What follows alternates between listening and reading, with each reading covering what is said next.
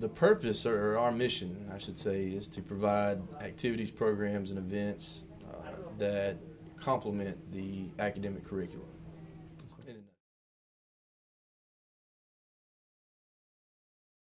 We implement programming and we try to produce opportunities, I should say, for student involvement. And, you know, if we're going to assist or complement the academic curriculum, you know, our job in this and our role is to try to do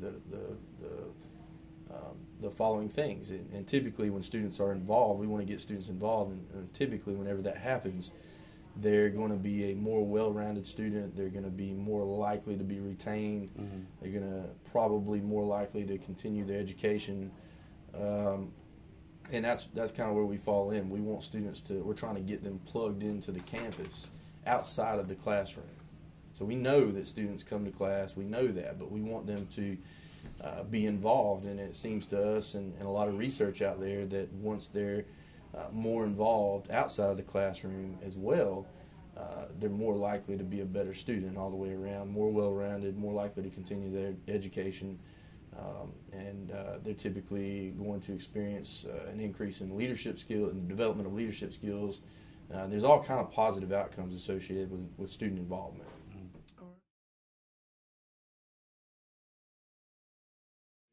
Most programming that we do falls into one of the following categories. It's either a social program, a recreational program, a cultural program, or an educational program. So most of what we do falls within those parameters.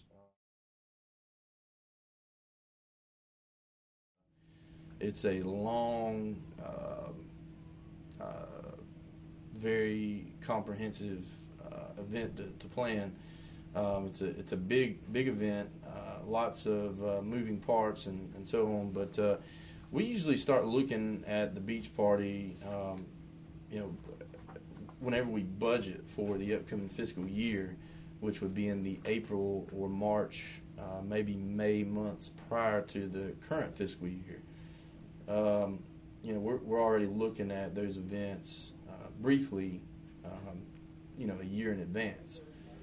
So once we get the budgets set and established, the Student Services Committee approves what we've requested, and so then the implementation phase comes into play, and that typically starts, you know, anywhere from 3 to 6 months out prior to an event that size.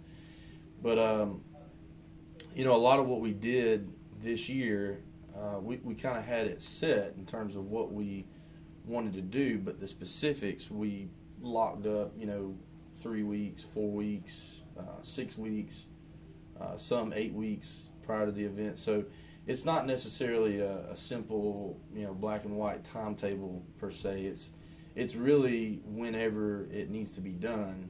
But at the earliest point, I would say we go back as far as a year planning, you know, for an event that size.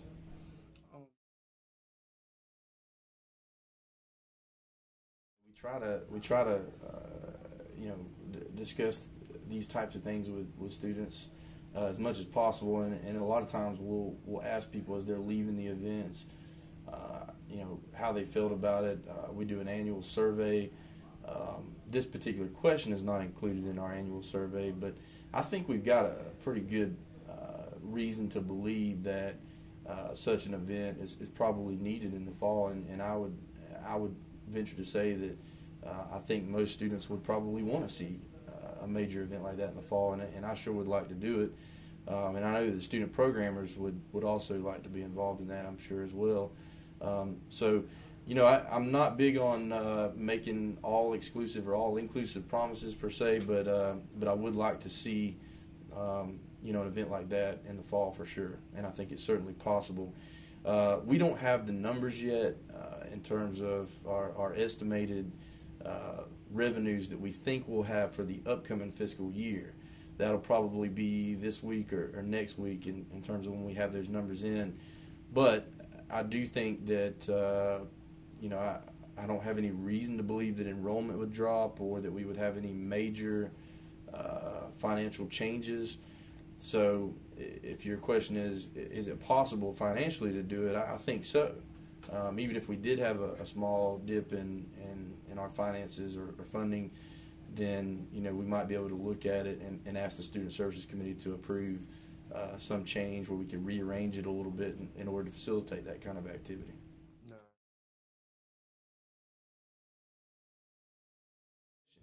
If you were to send an email to me today and that email confirms some other valid point, I would probably forward it to the SGA, or I may forward it to, depending on what your question is or what your comment is, I would probably send it to that group if it's applicable to them.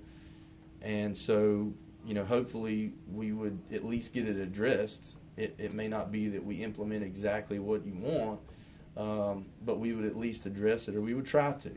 Right. And sometimes, we don't answer emails 100% of the time, and we're humans too. So, right. But I would say that no point is lost. We want to hear the opinions and ideas from everyone. But if in fact you're trying to get something done, or have some change made, or have something new done, or have some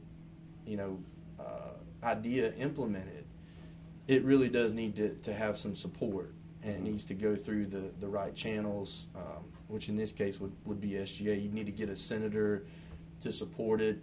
And what SGA does, they write resolutions whenever they wish to promote some idea. We would like to try to do co-curricular transcripts, and that is something that we're currently working on.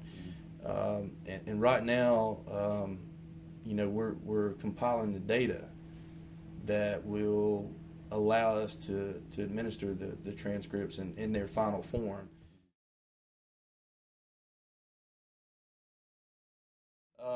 Students get an academic transcript. They get obviously a printout, or they can obtain that transcript, or those transcripts. And what we want to do is provide sort of the same thing from the non-academic side of the house. So, in this day and time, students are, moving on to four-year colleges. They're going out into the workplace.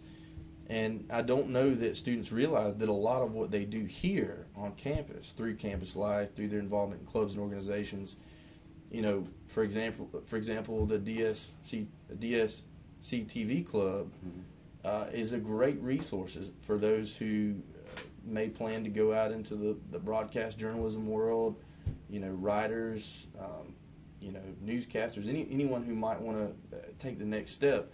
This is where you learn the basics, and it's outside of the classroom, so you can actually, one of the great things about the club specifically is that you get a chance to practically, implement the things that you learn in class. So the idea is that you learn it in class, and you can maybe do it, practically do it within the clubs and so on. Student forums, involvement in SGA.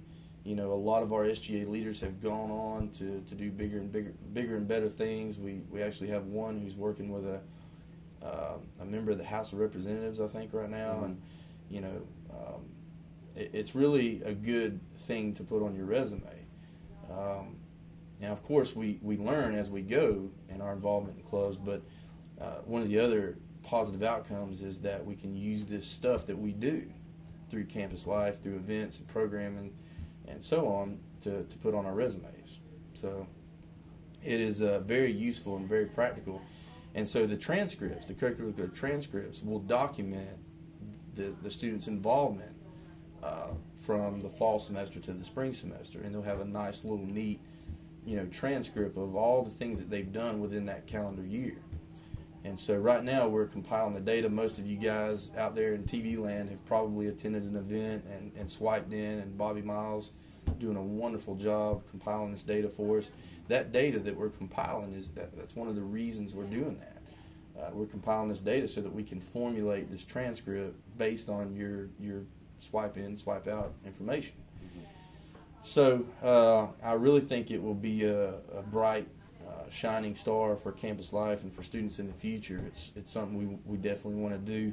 I don't have a timeline. It would be premature for me to give some sort of deadline or timeline at this point, but we're working very hard to try to get this thing figured out. We're just waiting on some key aspects to come through, but I think in the fairly near future we're going to have co-curricular transcripts, which will really be good for students.